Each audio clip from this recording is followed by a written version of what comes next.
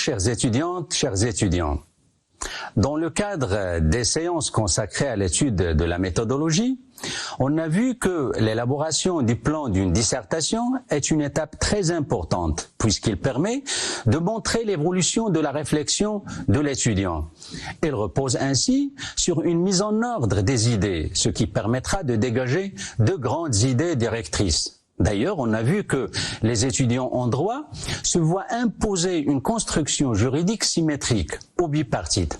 La répartition du plan doit suivre un cheminement logique, cohérent et non contradictoire. Les sous-parties du plan, bien sûr, les sous-parties doivent découler des parties qui doivent toutes être équilibrées.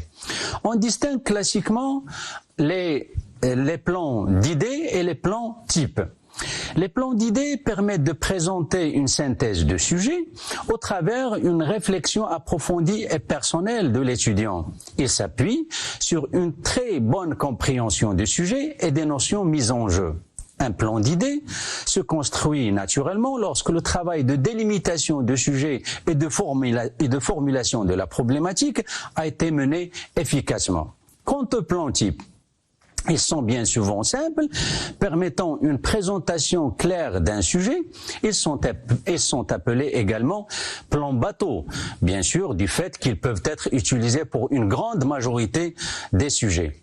Ces plans sont critiqués pour leur caractère bien souvent descriptif.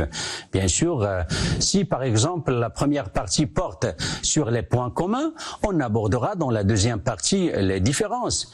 Si bien sûr cette première partie traite les conditions, bien sûr les effets seront traités dans la deuxième partie. Fondement, portée, principe, exception, et ainsi de suite. Il peut toutefois arriver, notamment lors des premières années en droit, qu'un tel plan d'idées soit difficile à dégager. Il est alors possible de recourir à un plan type. Si on revient aux répartitions proposées tout à l'heure dans les plans types, on peut opter pour la dernière, c'est-à-dire celle qui s'articule sur le binôme principe et exception pour répondre à une question de l'examen qui porte par exemple sur l'application de la loi pénale dans le temps, qu'on a déjà traité dans le cadre de notre cours du droit pénal général. Dans cet exemple, la question qui se pose est de savoir si lorsque diverses lois se succèdent dans le temps, le juge doit-il appliquer la loi pénale nouvelle aux faits commis ou si ceux-ci restent soumis à la loi ancienne? Bien sûr, pour répondre à cette question, on évoque le principe, puis l'exception. Le droit pénal, bien qu'il prône le principe de la non-rétroactivité de la loi, il lui apporte des atténuations. On évoque donc le principe de non-rétroactivité de la loi pénale dans la première partie. Et là, il faut préciser le fondement juridique de ce principe, puisque ce principe n'est pas propre au droit pénal. Il est déjà inscrit dans l'article 6 de la Charte constitutionnelle. Mais en droit pénal, il jaillit avec plus de force et surtout avec plus de précision, puisque l'article 4 du Code pénal dispose que nul ne peut être condamné pour un fait qui, selon la loi en vigueur au moment où il a été commis, ne constituait pas une infraction. Ainsi, le principe de non-rétroactivité de la loi est en matière pénale inhérent au principe de la légalité. Ce principe de non-rétroactivité de la loi et bien sûr reçoit en droit marocain, comme d'ailleurs dans les systèmes juridiques comparés, des atténuations. Ces atténuations feront bien sûr l'objet de la deuxième partie. Ces atténuations sont relatives aussi bien à la rétroactivité de la loi nouvelle plus douce, en évoquant l'article 6 du Code pénal, ou encore l'article 8 du même Code sur l'application des mesures de sûreté, qu'à l'application immédiate des règles pénales de forme, puisque dans ce cadre, les prévisions de l'agent ne sont pas bouleversées par la modification de ces lois de forme. Voilà donc un sujet qui peut être traité en optant pour un plan type. Ceci dit, il peut arriver que certains sujets connaissent des évolutions importantes dans le temps. Et là, un plan chronologique peut éventuellement s'y adapter. À titre d'exemple, pour une question qui porte sur la justice pénale coutumière au Maroc, Un plan chronologique peut, à mon sens, parfaitement en être convenable. Le plan, dans ce cas, sera réparti en deux. Une partie portera sur l'importance de la justice pénale coutumière pendant la période protectorale, et puis une autre, bien sûr, qui traite la place de cette justice pénale coutumière à l'ère de l'indépendance. Dans la première partie, on peut même évoquer la période pré-protectorale caractérisée par l'exécution ou bien l'existence de la justice de Jma et l'application du droit pénal musulman, et bien sûr puis l'avènement du protectorat marqué surtout par le renforcement de la justice pénale coutumière. Quant à la deuxième partie, il sera réservé au déclin de cette justice pénale coutumière, surtout avec l'adoption du Code pénal en 1962.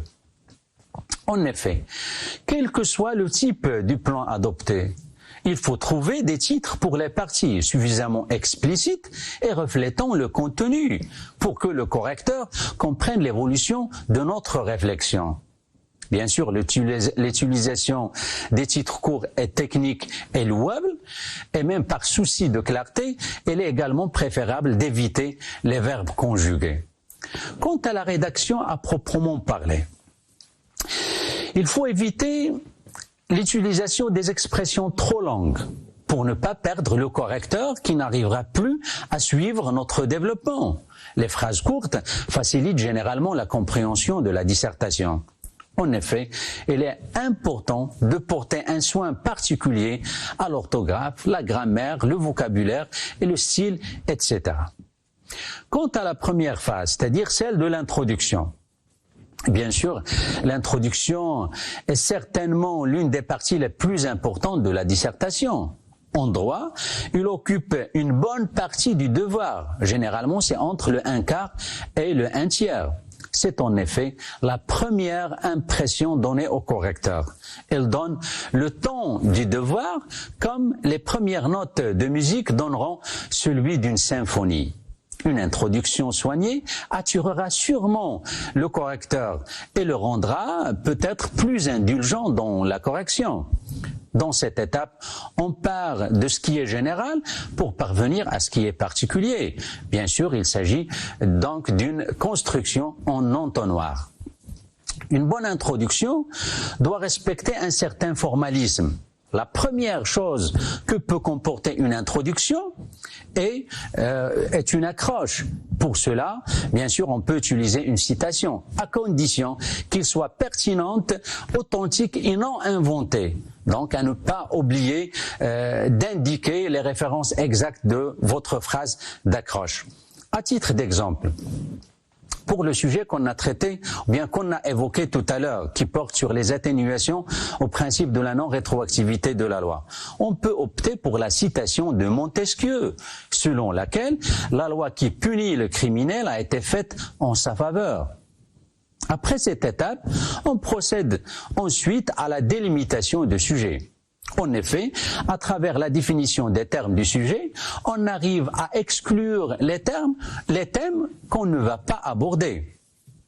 Bien sûr, pour certains sujets, un aperçu historique sur certains événements phares sera utile pour la compréhension du sujet. De même, le droit est une matière changeante. Le droit comparé permettra ainsi d'améliorer et de comprendre les forces et les faiblesses de notre droit national, en rapport, bien entendu, avec le sujet. Ensuite, il faut dégager l'intérêt du sujet, en le situant dans un contexte plus général. Le goulot de l'entonnoir est constitué par l'énoncé de la problématique. Celle-ci doit être, comme on a déjà précisé, correctement définie. Quant à l'annonce du plan, il se fait progressivement, de façon fluide, en montrant le sens de l'évolution de la réflexion de l'étudiant. Cette annonce ne porte que sur les parties. Il ne comprend pas les sous-parties. Quant aux parties, bien sûr, les deux parties à proprement parler vont développer le sens du sujet posé, donner des arguments justifiant le choix de la problématique, confronter certains éléments du droit positif avec d'autres et formuler, bien sûr, des appréciations sur ceux-ci. Il peut paraître difficile et présomptueux de prendre une position sur une question de droit. Cependant, il n'est pas demandé de concevoir une nouvelle analyse doctrinale pour chaque question de droit posée à l'examen. Il est seulement demandé de démontrer que la position prise par l'étudiant entre plusieurs opinions envisageables est la meilleure. Il ne suffit pas d'affirmer ou de nier pour réaliser un bon devoir. Disserter, c'est prouver une ou plusieurs idées au moyen d'arguments de droit pertinents. Il faut surtout éviter d'inventer n'importe quelle sorte de solution. Il n'est pas d'ailleurs recommandé à l'étudiant de se livrer à de pures spéculations intellectuelles sans aucun fondement. Pour autant, l'étudiant ne doit pas être systématiquement hostile aux opinions émises par la doctrine ou aux interprétations données par la juridiction de droit, c'est-à-dire par la Cour de cassation. Généralement, entre les deux grandes parties, on doit retrouver une transition qui permet d'expliquer la logique du raisonnement adopté. Quant à la conclusion, à la différence de l'introduction, il n'est pas obligatoire. Il vaut mieux l'éviter s'il s'agit simplement d'un résumé des idées déjà développées. Il sera possible lorsqu'il prend la forme d'une ouverture, c'est-à-dire un court paragraphe qui pose les termes d'un nouveau débat connexe au sujet de la dissertation qui était à traiter. Donc, on va essayer d'appliquer ces techniques sur un cas pratique. Si la question de l'examen porte par exemple sur les faits justificatifs correspondant à l'accomplissement d'un devoir. Donc la première étape par laquelle on doit commencer, c'est, comme on a déjà expliqué, la lecture du sujet, la bonne lecture de la question. Donc une lecture attentive de la question va nous permettre d'avoir une première idée sur le sujet. Celui-ci porte sur l'étendue de l'application de l'élément légal de l'infraction, puisqu'il traite les mécanismes légitimants des faits qui auraient pu constituer autant d'infractions. Certes, l'une des conséquences de l'application de l'élément légal est que le citoyen soit protégé contre l'arbitraire du juge, car il peut connaître à l'avance ce qui est interdit et la peine à laquelle il s'expose en le faisant. Alors que dans le présent cas, c'est-à-dire dans le cadre des faits justificatifs, un acte, bien que contraire à l'ordre pénal, et peut néanmoins être considéré comme licite et par conséquent n'expose son auteur à aucune réaction pénale. L'acte ainsi commis est, dit-on, justifié. Il est donc dépouillé de sa nature infractionnelle ou antisociale. Ainsi, donc la définition des termes va aboutir à une première délimitation du sujet qui va nous permettre d'exclure les thèmes qui, bien qu'ils paraissent connexes ou bien proches à la question de l'examen, il ne faut pas les aborder.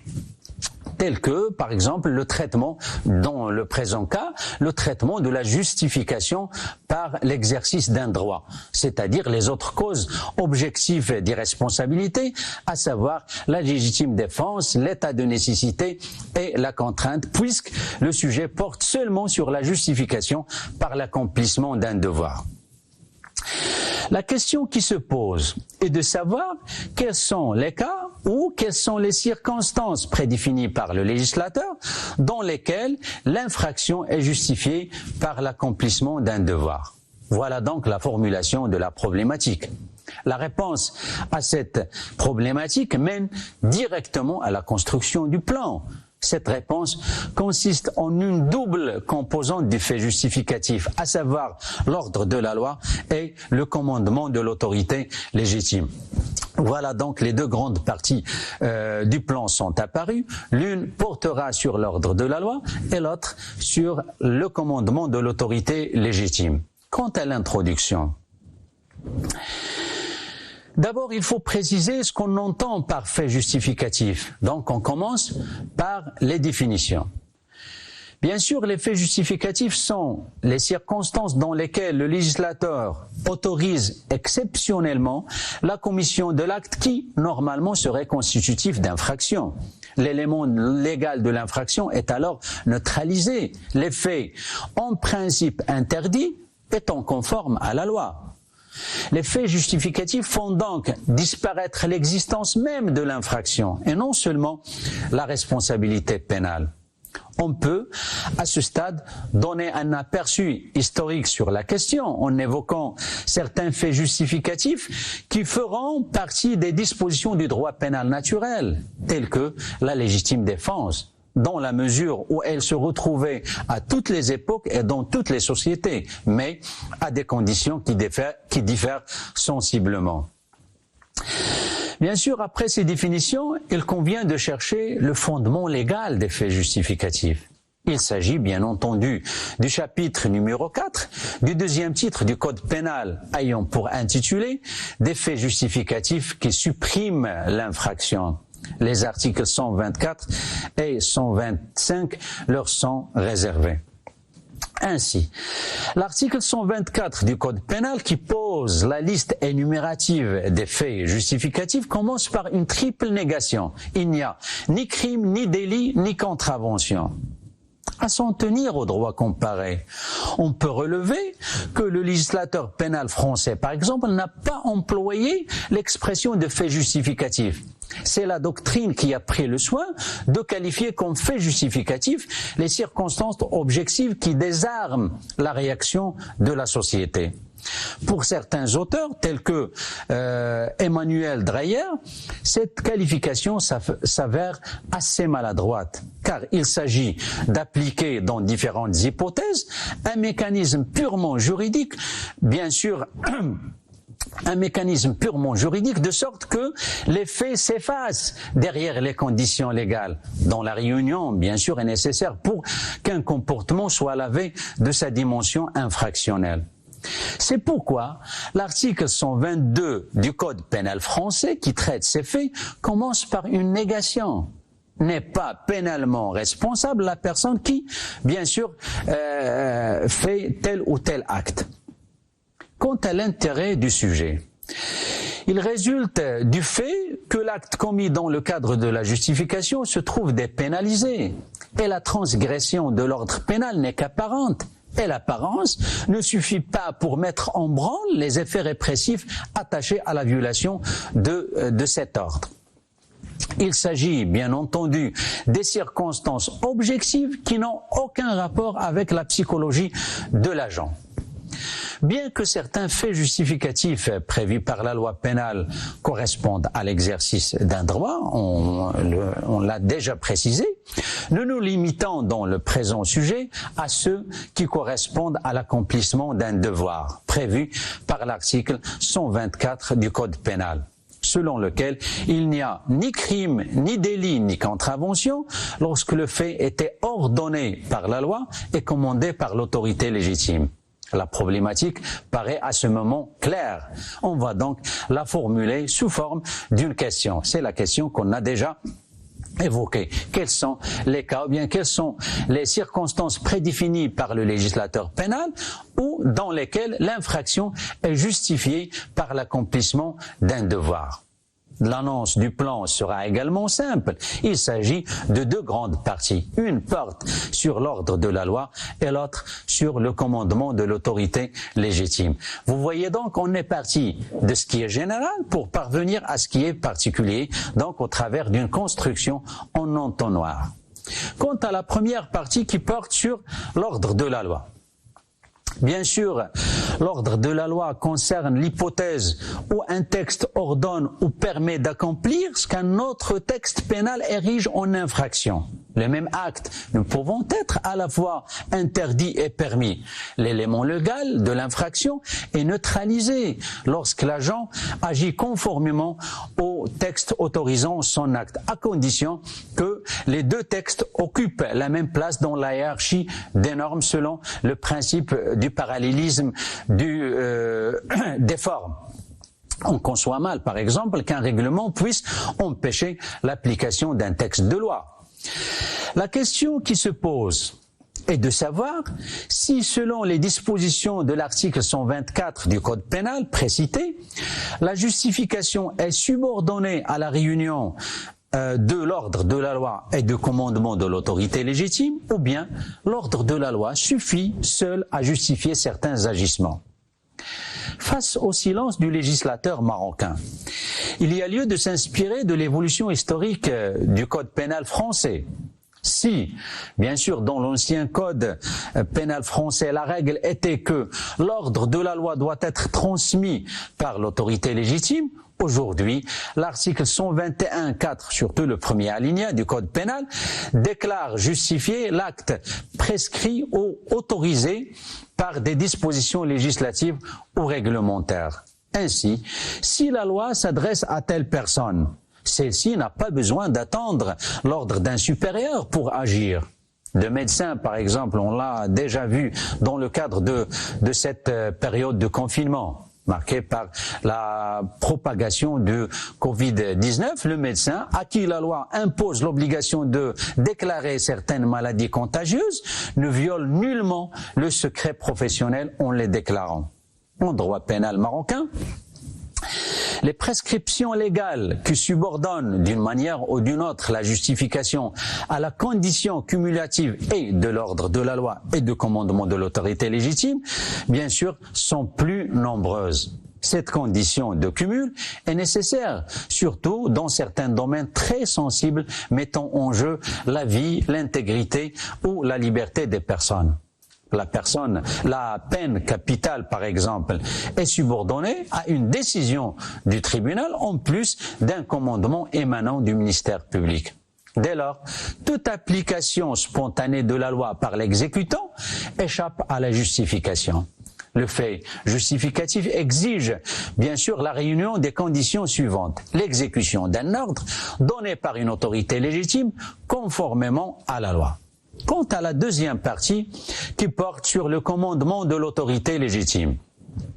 D'abord, le mot autorité cantonne le fait justificatif au domaine public. N'en est donc pas une autorité au sens du fait justificatif, le père pour son enfant, le mari pour sa femme, ou encore le patron pour son employé.